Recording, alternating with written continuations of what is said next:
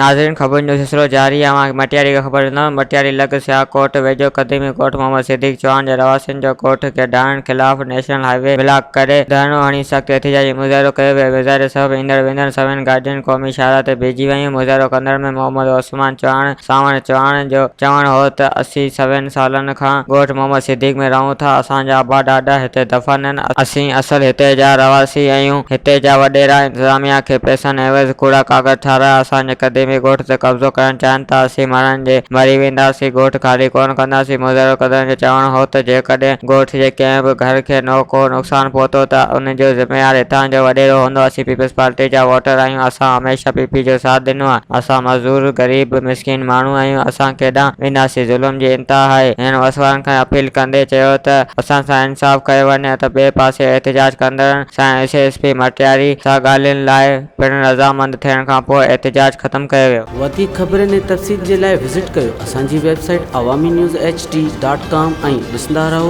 Awami news HD।